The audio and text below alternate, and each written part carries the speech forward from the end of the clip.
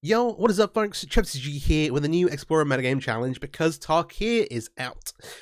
Pretty exciting set. Hasn't made a huge impact yet, but there is one deck that I wanted to, well, there's a couple of decks I'm going to try and take into this challenge here, depending on time. But the first one I want to look at is Goblins. And this is new card, Stadium Headliner. It's pretty cool. Red for a Goblin Warrior. It's a 1/1 but has a mobilized 1, so when it attacks, you make a red warrior creature token, tapped and attacking. That gets sacrificed later, but 1 red sacrifices creature, it deals damage equal to the number of creatures you control to target creature. Pretty efficient removal, something that like these kind of like Goblin decks struggle with, but it kind of promotes maybe a different take on the deck. This alongside some other cards, because this is a Soul Cauldron quote-unquote combo deck, and let me kind of run through stuff. Obviously, Soul Cauldron lets you exile creatures from your graveyard to put counters on creatures you control to give those creatures the abilities of cards that you've exiled with a Cauldron. The most obvious one is, hey, if we get Krenko exile, like if we discard Krenko to something, so we've got like Greasewrench Goblin here, which is a new card from Aether Drift, but it's got an exhaust ability where you discard cards, draw cards. Fable the Mirror Breaker is maybe the most obvious one, which also makes Goblins and is a Goblin when it flips, which is really, really nice. But hey, you discard Krenko, you've got a Cauldron in play, you exile a Krenko in your graveyard, and you put a counter on creature you control. That creature then has Krenko's ability, but then if you like put more counters on other creatures later on, you get the abilities onto those creatures as well as things like Skirk Prospector to make mana, the Headliner that I mentioned already to destroy creatures, and it's pretty strong. Oh, also the Dropkick Bomber, which we've got 1 copy of here, because its ability is pretty solid. It's a nice little kind of like win condition, and so turn another target creature Goblin you control gains flying. When it deals combat damage, sacrifice it. Sometimes that bit's actually super relevant, like it kind of like, obviously, Coffee Scam can kind of do it itself, but they're like, oh yeah, this is just, I'm just going to give my team flying and kill you, which is pretty nice, pretty nice. And so yeah, the like kind of combo part of the deck is trying to get these like powerful activated abilities into our graveyard, use them as Soul Cauldron, and it makes the deck like a little bit durable. Versus aggro decks, we have like not loads of interaction. And when I say that, we have like a Coffee Scamp plus Skirk Prospector, so you make this bigger, we can kind of like swing in, you get to like ping creatures away and do things like that. We're going super wide, making tokens. Obviously we've got Horde and the bomb that buff things up. But let me just run through the list in full. Scamp, Greasewrench Goblin gets creatures into the graveyard. Prospector lets you cheat on mana. This, in combination with Krenko and some of the token-making abilities the deck has, can get you really far ahead very quickly, especially in combination with Conspicuous Snoop. It's going to let you cast Goblins off the top of your library. Stadium Headliner, as I mentioned before. We then have 4 copies of Runabout Hordemaster. This is also another engine card for the deck. Obviously buffs all your Goblins, but when a Goblin or this creature dies, exile top card of your library. If it's a Goblin card, you can cast it until the end of your next turn. So even if you're doing this in your current main phase, you get another full turn to use the cards before they die. And the nice thing here is this kind of combos with Conspicuous Snoop. Snoop lets you cast Goblins plus on top of your library. Like, oh well, that's fine until you hit a land. But then if you like sacrifice a Goblin you have in play with Skirk Prospector to make mana, you then get to exile that Goblin and go find exile the land card and then like go find more Goblins to cast, which is a nice little combo. You can like kind of chain through your deck a little bit that way. We have the Dropkick Bomber that I mentioned, which is another Lord effect. I'm only playing one of these because we are like tight on 3, partly because we're playing these Fables, but obviously Fable the Mirror Breaker, pretty powerful card. But for the overrun ability, we kind of dig for it a little bit again with the Goblins, with the Fables. Household Heavy is like a new card from Aether Drift as well. Firstly, other Goblins you control have haste. So it's like a Goblin War Chafe in that regard. It doesn't have haste itself, but does make, at the beginning of combat your turn, a 1/1 Goblin creature token. And it also has Start Your Engines and the max speed ability Tap Red for each Goblin you control. So the ability is really powerful at Tap Red, and also notably, I believe if you do get like up to speed 4 when you exile it with Agatha Soul Cauldron, all your Goblins that tap the mana, you can play further into this. There's a boom. There's a 1-mana 1/1 Goblin with like Menace that also has to Start Your Engines ability, but for this deck we're like super tight on space, and so we're mostly using it as a like in that kind of Goblin War Chief slot, giving the rest of our team haste, giving Krenko haste most importantly, and just making Goblins every turn. It's a bit of an upgrade in that slot, I think. And then lastly, 4 copies of Krenko. This is the most powerful effect to get under Cauldron, and is powerful like curving Household Heavy into Krenko is often like game winning by itself. We also have some pretty cool lands to use. 2 copies of Den of the Bugbear. This is a little bit greedy because we do have 3 and 4 drops we want to play. But obviously, is a goblin, makes goblins, and obviously is really nice versus some of the control decks in the format. 14 mountains, and then we get to play 2 Cavern of Souls, named Goblin, and 2 3 Tree City. And this is one of the cards I'm like super happy with the deck. We're obviously going to choose Goblin, and then it taps for mana equal to the number of goblins you control, kind of like Nykthos for goblins. And with the token effect, it's better than like Nykthos would be. But this mana generator to be able to like cheat out like Krenko early or something like that is really handy. If you go like 1 drop, 2 drop, 3 Tree City Krenko, that mathing? Don't question it. It's a little bit more complex. You need like a Sky Prospector or something. In which case, like, eventually this will start making you like loads of extra mana, and with Conspicuous Snoop and the Horde Master, you can kind of like chain through and draw a bunch more cards. Ignore the turn 3 Krenko stuff. Sideboard, because this is the Explore Mana Game Challenge, is best of 3. 4 copies, sorry, I adjusted this a little bit. 3 copies of Running Volley, Angels, Greasefang, Humans, Spirits, yeah, there's a pile of decks. 3 copies of Torch of Tower, there's 2 here and there's 1 down here. These are for the red decks. 2 copies of Chainwaller. There's some decks where this is quite good. I'm not expecting to see much Goblin Mirrors, but things like Elves, and there's a bunch of kind of like random decks, so this can be really effective. 2 copies of Ghost Vacuum. One nice thing about this deck is we actually have main deck Graveyard Hate with these Soul Cauldrons, but we've got 2 Ghost Vacuums to supplement that when necessary. It being 1 mana is kind of nice. Playing it over something like Hearse. Then 3 Mage Bane Lizards. I was really worried about like random combo decks. I don't know if we want to play like cards specifically for field. One thing about Mage Bane Lizard in particular is it only counts non-creature spells. Playing Damping Sphere in this deck, when potentially you're trying to cast a bunch of spells, can be quite problematic. But the Mage Bane Lizard like shuts down things pretty well, or at least punishes your opponent enough that they can't really play that combo through without killing themselves. Which hey. And then lastly, some magic control stuff. We've got 2 copies of Chandra Dash to Kill. Yeah, it's most goblins to cast, you know. That's the plan, anyway. With that being said, I'm going to hop in to the metagame challenge, which is luck. This is best of 3. This is single elimination, so we might get 1 match, we might get 7. We will see how it goes. If you're not ready, please do subscribe to the channel. Would really appreciate it. That helps me out a ton. Do like, share around, and yeah, games. First match with the metagame challenge with Goblins, new Goblins. Yeah, trying to play into like the oh, we're gonna discard some cards, draw some cards, exile some stuff for Cauldron, and just kind of like try and get Krenko under there to go off per se. We'll see how things go. This hand has no 1-drop, but we are on the play. We have 1 land, so I'm gonna mulligan. And the double Krenko here is awkward. I'm kind of inclined to keep both and just take 3 lands. Like, this is definitely like interaction with the Krenko. Having the extra one is definitely worthwhile. I won't show the cabin yet, though. Like playing the Prospector, they're gonna be like, yeah, that's a Goblin deck. Okay. There we go. Client call back up. Yeah, and then if we end up like discarding a Krenko and then having one to cast normally, this implies some kind of like blue-white control deck.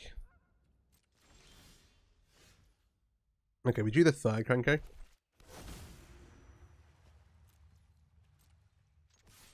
We have now shown the cabin. We can drop Krenko on 3, sacrificing the Prospector. Depends if we draw the 4th land. If we draw the 4th land, it might be worth it, because they have to remove the Krenko, right?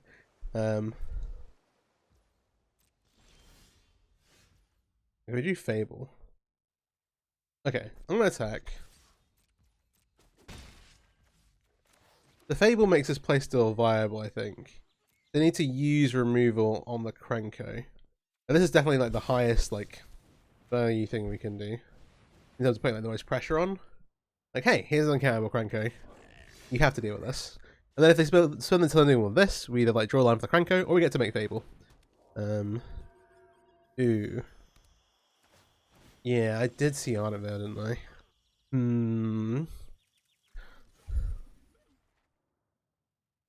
That's annoying. And to stop the Fable stuff, we're going to kind of carry on playing our turn out though.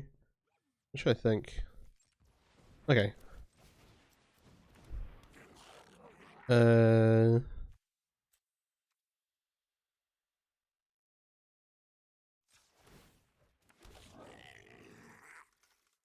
We can get... no, because we lose 1 mana here, so making 3.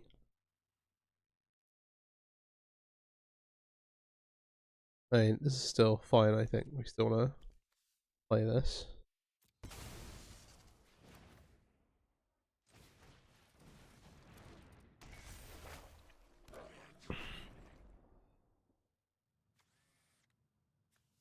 Oh yeah. I forget it doesn't actually stop it. Wait, that's my bad. I could have ordered this slightly differently. This isn't like an end to the battlefield effect of the saga or whatever.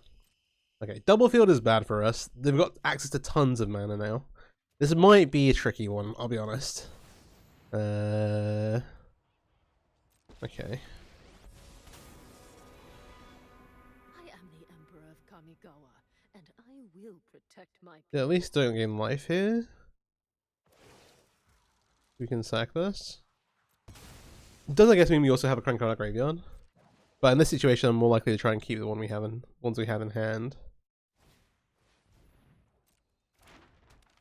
I'm the map. I'm the map. I'm the map. I'm the map. I'm the map. Let's go one of these. Oh, the heavy's interesting. Oh,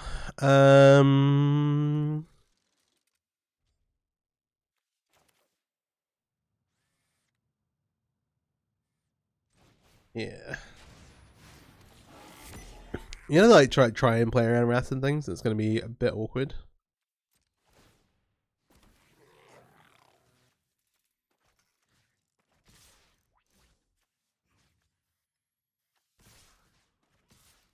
Do this. Yeah. Give treasure.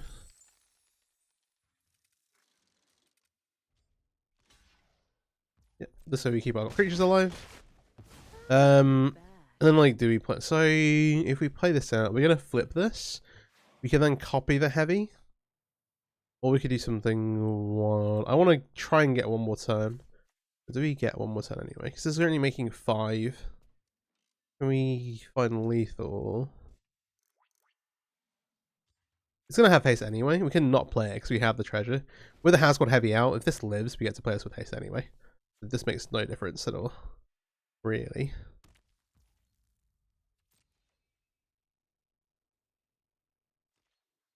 They could also have like discontinuity. That'd be pretty miserable. If they catch us here with the table trigger on the stack, are they discontinuity? No, okay. So we're gonna get to do this. We can make a second heavy.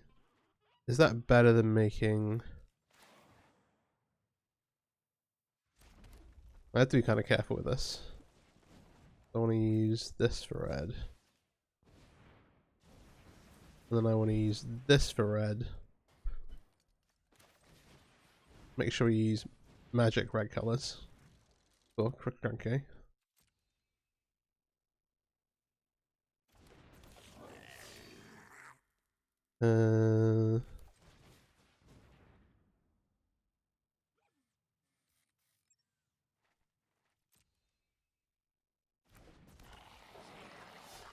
Do you play? Okay, do you play around the cell? I think I don't play around the cell.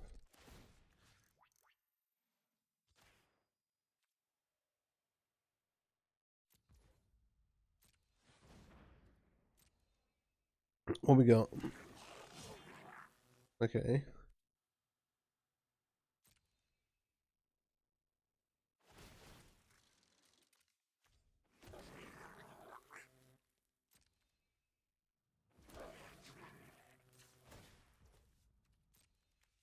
I'm not playing around the cell. It's decided.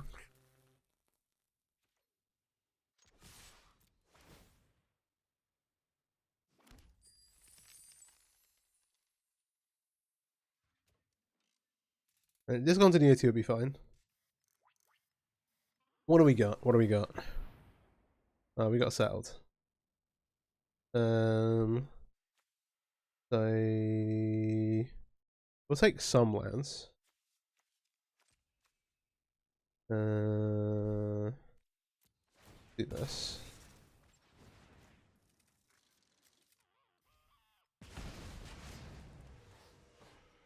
Yeah, like the house called is tabs. The only thing it cares about is itself, right?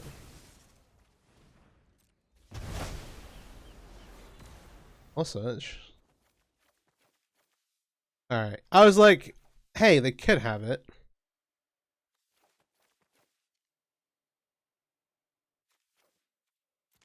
But it's not like... It's like a one of in these kind of decks, I feel like, all the time. We could kill them, or we could do this. The problem is if they have the settle, like, it's pretty hard to play around it. We also get to keep Krenko Reflection. They still like need to do a bunch of stuff here. But hey. And we thin our deck out a bit, you know?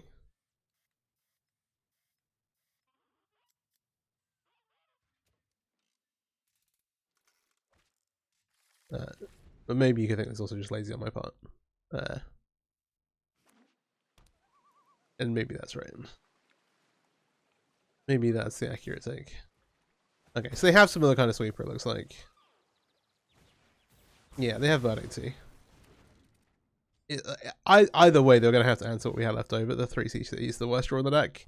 This is the literal worst draw in the deck. Alright, okay. That's probably it. The amount of card advantage and the amount of mana that they have. Especially with the castle going already. One other thing I guess is this isn't like a Yorion build of the deck. We'll see what we draw. We'll play through a couple of turns and see how things go. But hey, we had our chance. Get to untap and start Teferrying.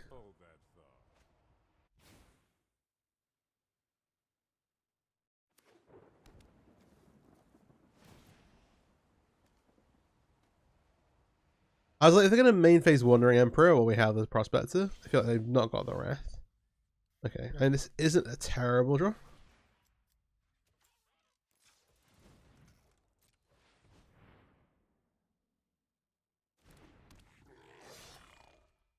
If they just want to buy time, they can just tuck it with Teferi.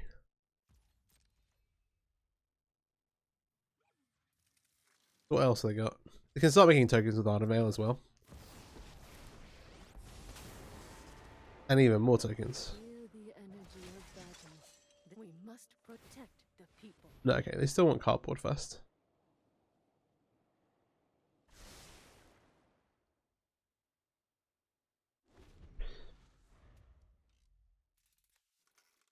Caster spells, let's say caster spells. Keep up the pace. I said a couple of turns and then I will skip it out because I don't want to sit here for ever. They might. They're already way ahead. We basically need to draw into Snoop, and for them to have not much going on. But like I said, we have tons of mana. The Hordemaster's a pretty nice one. Oh, they get to untap lands to Teferi still. Don't get it twisted.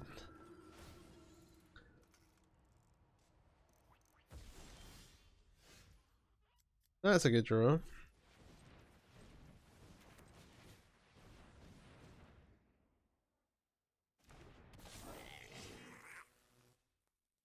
What we got?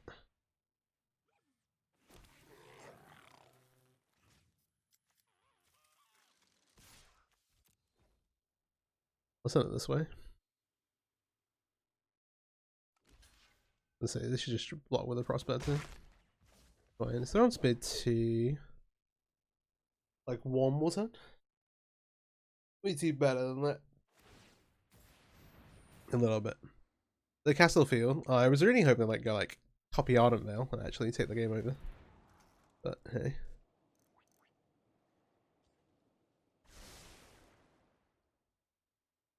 Okay, they did double bottom though, you know. Is there still a chance? Not really. They're very close to in this area. They need another couple of turns. But... we do have most of our lands in play. Yeah. From that perspective, they do need to remove the house one heavy. Show them how we greet In the red zone.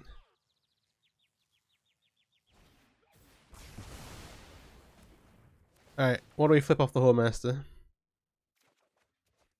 Hordemaster. Headliner. Fable. Not the greatest. To be honest.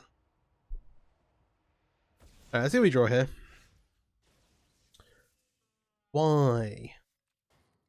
Why? That's not. That isn't the worst.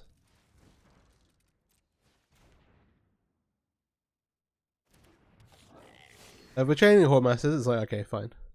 This is the problem, is that I'll like convince myself to stay in the game, and we'll just be like, oh, actually, yeah, another 4 minutes have passed since we got our board whipped. Oh, this is the setup. Let's start using, I didn't mean to click that. Another like 4 minutes have passed since we got settled. I'm like, yeah, I should keep playing. But we'll see what happens here. Bottom. 2 on the bottom. Oh, okay. Okay, now they're gonna make Artveil tokens. Now the game's actually over. But wait a sec.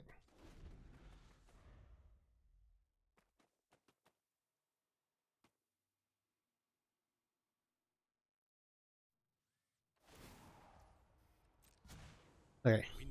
Teferi's on 8.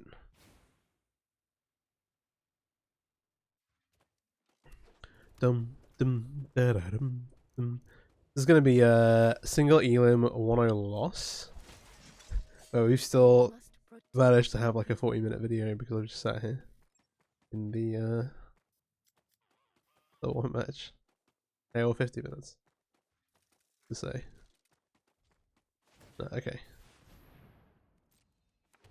Alright, now we're on the double Artveil plan. Actually use Lions.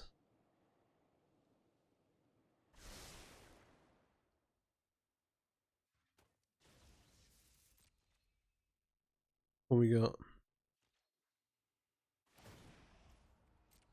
Alright. Easily, so infinite mana.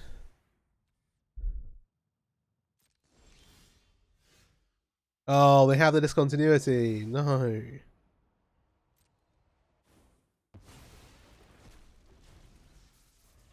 One more turn. I'm sorry. I would actually get to. Yeah. It's a good time to skip. Just play a draw spell and I'll scoop. What do we have? Blue.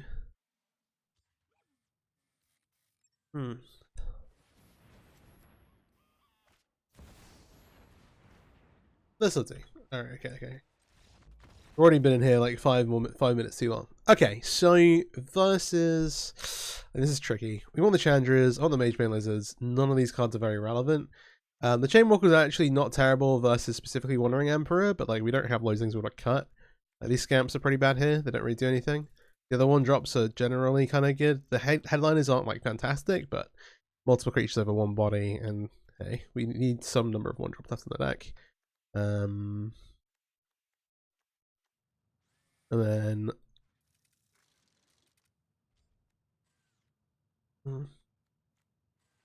we got like 1 more card. We are super top heavy right now. I'm gonna actually leave the Chain Whirlers away. They're not actually good. They're just like, oh, you pick up things. It's like if we need to board in extra creatures. Extra Magebane Lizard. Like the Cauldron's kind of interesting. They have a bunch. They have like Settle. I don't know if they're gonna have like. They've got Verdicts though. We didn't see like Sunfall, any other exile based removal. We'll cut like 1 more thing. I'm gonna cut 1 of these. Go down to 11 1-drops. And then be sad when we don't have a 1-drop. I think these are all good. The only other thing is cut Krenko, but we have like stuff to do with them. My only thought is that like, no, okay, I'm happy with this. I'm just gonna trim a headliner. Trim the new cards. That's the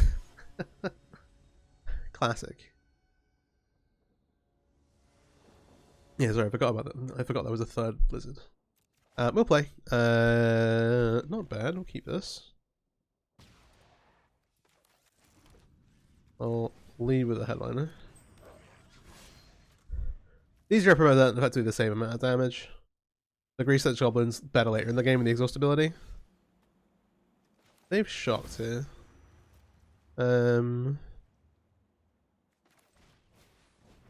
So I assume they have some kind of like 1 mana or like deal damage attacking creature spell, which is why I've like done this fast. Oh, knockout blow. Okay.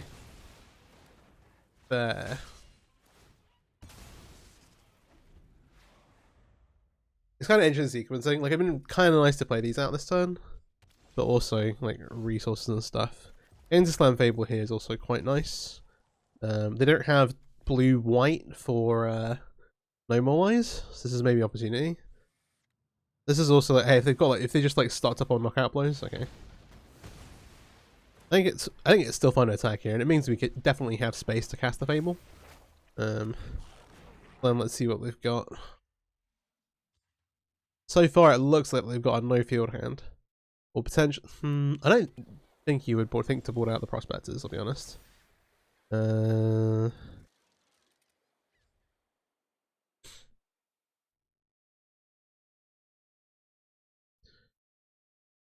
How much do I like our hand?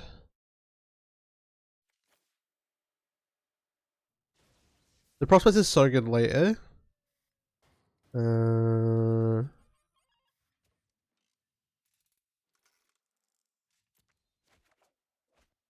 Yeah. This was the ultimate payoff because he wanted to draw a creature thing because obviously they can counter on non-creature spells. The thing with that heavy is that like being able to deploy an army, they can't get, like have this army in a can card that can't get temporal lockdowns. Is really nice. Okay, speed going.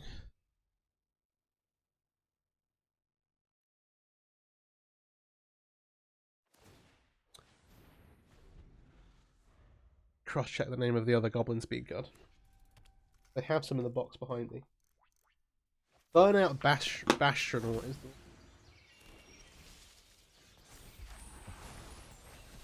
This is kind of interesting.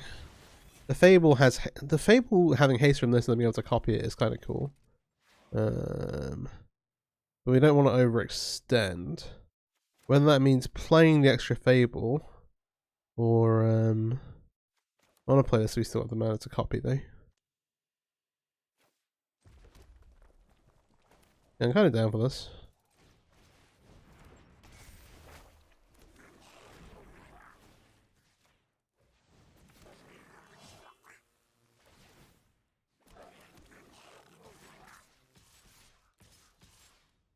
Let me just keep the original.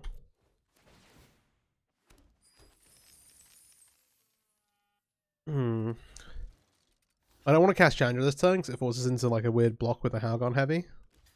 Are they blocking for damage here? Yeah, they're gonna block damage.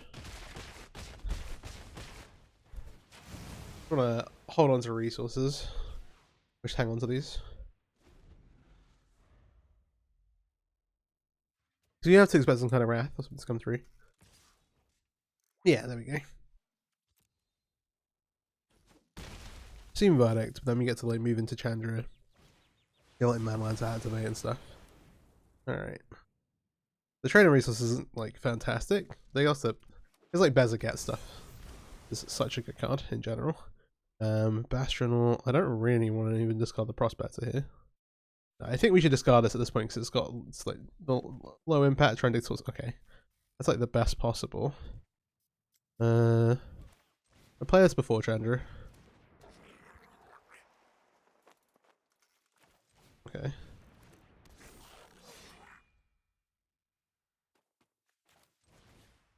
Let's do the thing where we use the army. This puts us down to 4 mana, but like, just all makes sense. We get our army in our can. And if it doesn't get exiled, we get it all back again off of Portmaster. Or a good chunk of it. And then we have Fable coming next turn. Okay, so we have land here. We do have this time we are being like being more aware of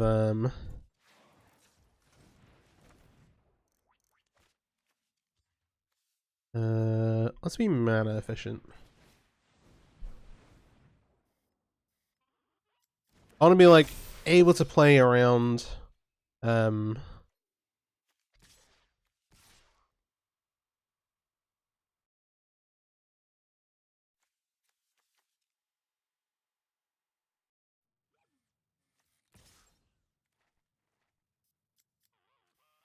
No, one of these should stay back. I'll make this attack.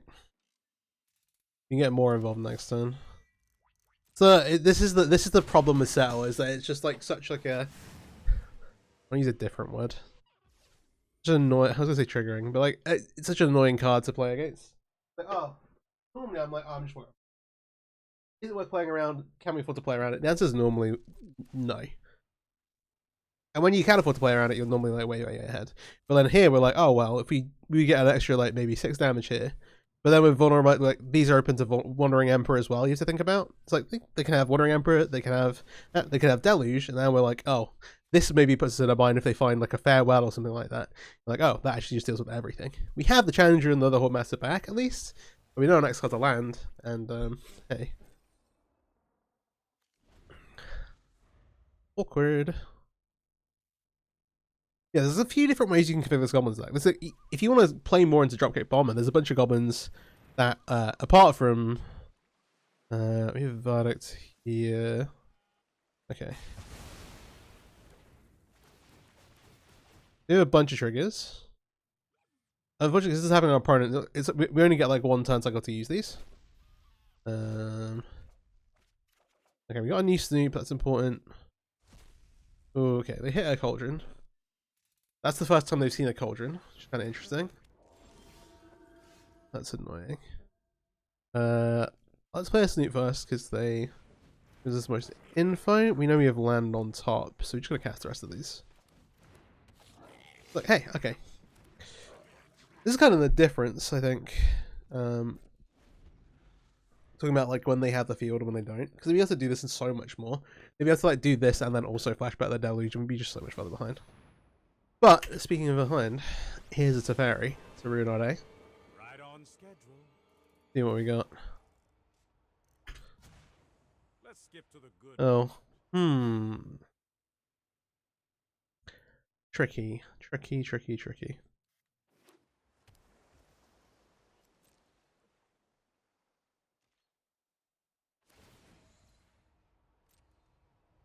This is like, are we going to play around set the rest of the game? Well, probably not.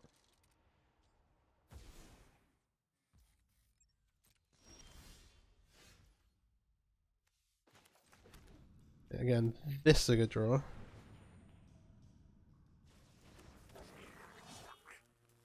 This retreat is interesting.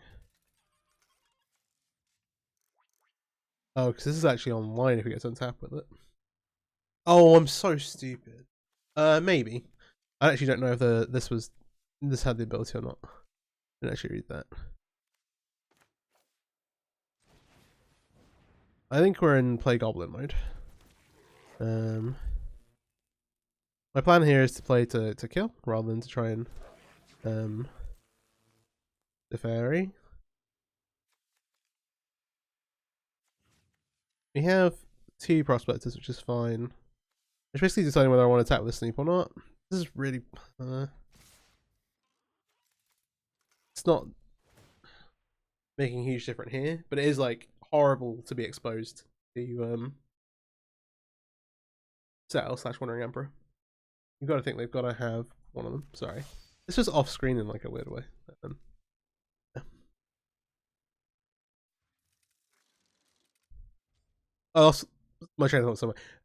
I was talking about Burnout Bastronaut, which is that's the Wandering Emperor. The 1/1 with start your engines, and then like has menace, but then you can pump it for 2 mana, and then once you have speed for more max speed, it gets double strike. Okay. I'm gonna block both prospectors.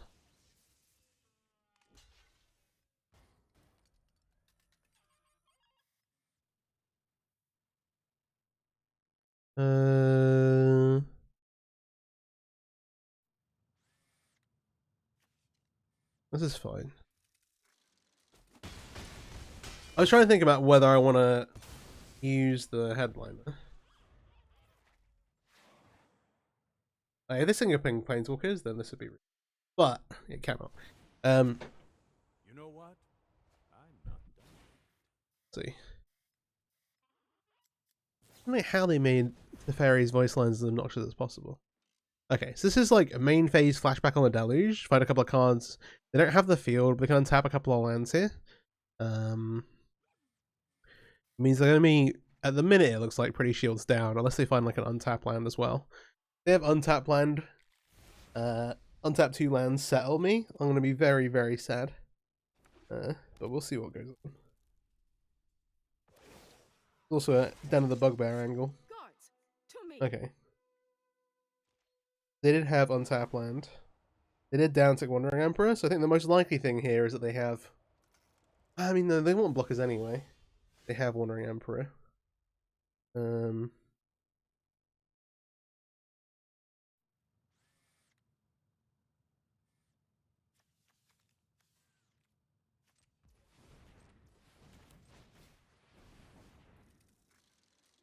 I didn't use the cabin. This is kind of interesting, because if they counter this, we know that they don't have any...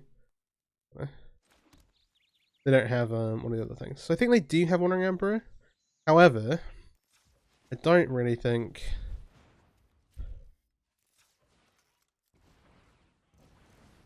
we can do, like, infinite. So they're not going to be able to remove the Horde Master. We're going to have...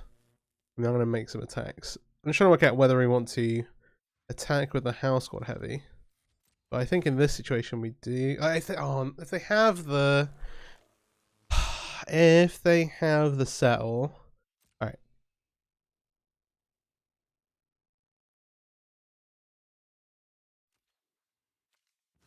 One, 2, 3, 4, 5 goblins.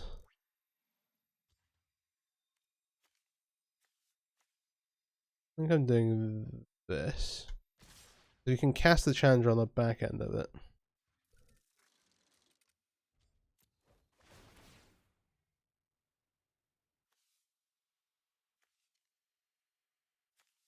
Which one of these is resolving first? Goblin here. 1, 2, 3, 4, 5, 6. 3 things. I'll put this at Wandering Emperor for the sake of... No, I'm not, because they can gain... They might gain some life or something. Alright. We have the ability on the headliner active. Here. They have the setup. So...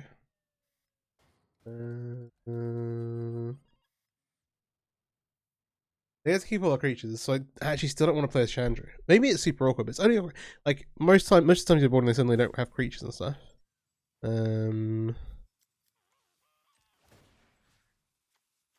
Let's shoot this.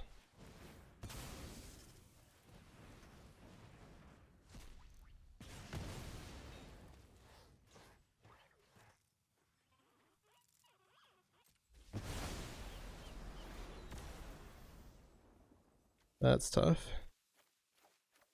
I regret attacking with the sneak. We could maybe avoided that. Just kind of lost both games to settle the wreckage.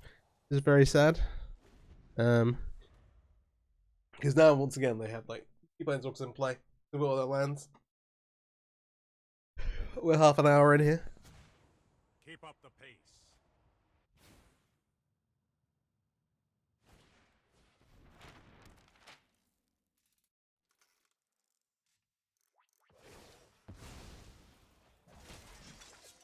Let your blade do the talking. Then you have the Emperor. And we still have Den of the Bugbear. Still have the Chandra. It still exists. Let's see what we draw. Let's see what we draw. The House Squad Heavy is currently online. I mean, hey.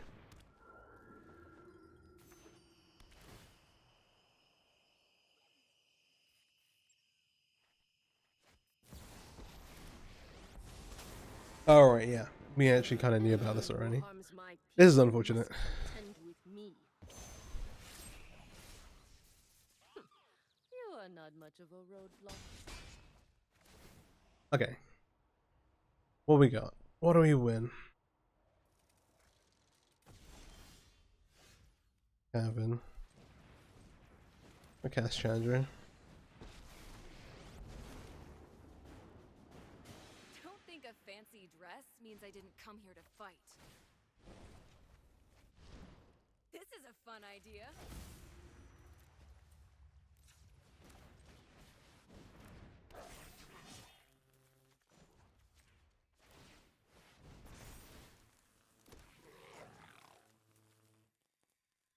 Teferi is pretty close, but I think that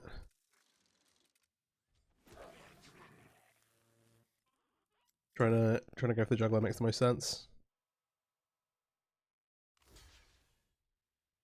Okay, they're blocking the manland. Plays they maybe have a wrath. If that's the case, they probably just want to trade everything away. They are leaving back a creature. They're just taking 2 here. I guess one important thing is that we get to flip cards for all the creatures that die and play them until next end of our next turn. Like, seems decent. We also want to be able to chat Chandra, I imagine. I'm not actually.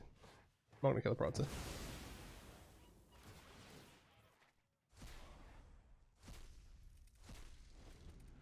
Not it. This is not it. Oh god. Okay. Yeah, you need to flip something relevant. Like at this point, like, okay. There's no real pressure for them to wrath and stuff. Alright, a castle.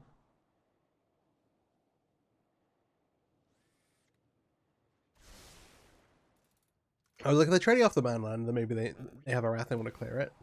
They can go trade most things off. You have 1 token. Don't know if Chandra's going to get to stick around. The Fairy did go plus. Okay, they're going to main phase Deluge. Again, 3 mana, but it gets untapped field, so they go back up to 7 effectively. Like I said, 1 match, 50 minutes of disappointment.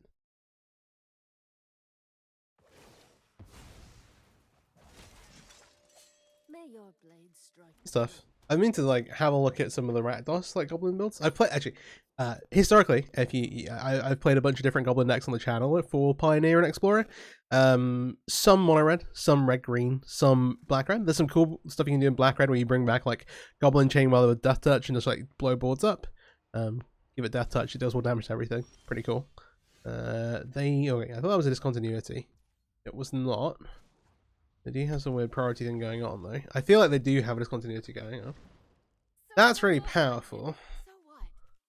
Let's just make sure we do this. I mean, if you get end of the turn, now would be a really good time.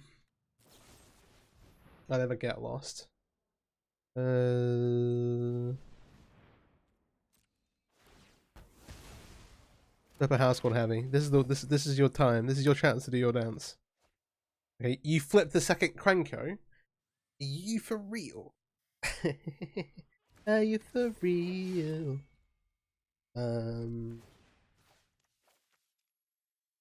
They know about the.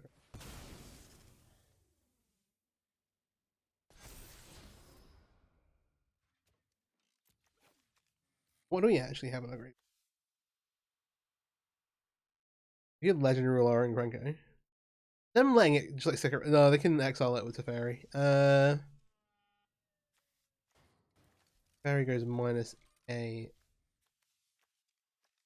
We have. What we have really is the headliner and the dropkick bomb. This isn't gonna get us there through Teferi. Sure.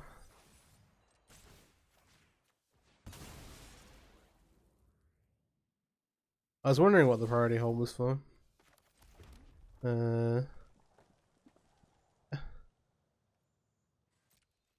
the only one to do, I guess. Give it a draw step.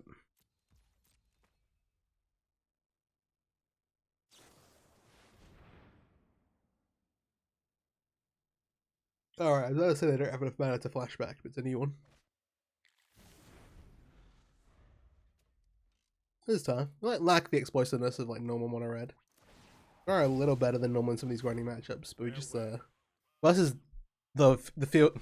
Okay, when I say versus this time, versus this card in particular, we're falling flat. Very flat. Alright, they've gone ahead and ticked. Oh no, they exiled it and played a new one. Alright, we gotta scoop it up. We gotta scoop it up. This is like 40 minutes or nothing. Alright. Yeah, so that's rough. The metagame challenge is single elimination, and so we are out, I think you can see bits of the deck interact with each other. It was only like that one time we actually like got close to having a Cauldron in play, and I was like, oh, don't need this. And we were in the middle of getting like Teferi Emblems, so it was a bit too late to be doing anything. I think the shell of the deck is like pretty good. These like really hard control. Like we lost this out of the wreckage both times. We could have we tried to play around it as best we could in game 2. The first game we just kind of like threw everything in. Well, we kept a couple of things back, but hey. And they had to play another Wrath afterwards. I think that's pretty fair, reasonably. But the like super sweeper heavy decks are going to be an issue. So I think that's fair to say. Headliner, pretty cool. Prospector is like the engine of the deck. Like the Research Goblin, we didn't really get to do anything with. Of the new cards, like Heavy was great, I feel like. We didn't get to use the Bomber ability, but this can often be just kind of like I'm just going to pay red for my team, kill you over the top. And Krenko does Krenko things. I think the Goblin deck is like pretty cool. I might take us through like a normal series of matches. So let me know in the comments if you want to see some of that. And in particular, there's like a bazillion ways to build this deck. Just to kind of talk about some of the cards that we're not playing, just a little bit. So Burnout Bastionor is the one drop that I kind of talked about with Start Your Engines. With this, you can kind of try and get that Start Your Engine, that max speed in time for you to play Household Heavy, or for like you to get Heavy and then get it on the next turn, and then be able to like tap for red. Because that ability is really powerful, especially with Snoop, when you can kind of cast through the top of your library. That's one element. You can play more into the kind of like Scamp. So Dropkick Bomber doesn't come with Scamp itself, because obviously Scamp can sacrifice itself. However, there's like Flame Blade Charger. There's a new one drop here. There's like damage when it dies and stuff. You can kind of like put things this way.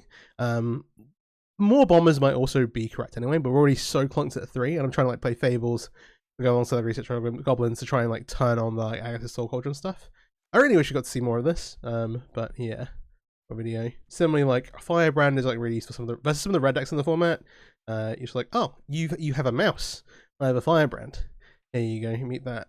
And similarly, like Foundry Street Downers and being able to, like, if you're going super wide, you can rack up damage very, very quickly playing multiple Goblins and just like powering this up versus decks that aren't playing to the board.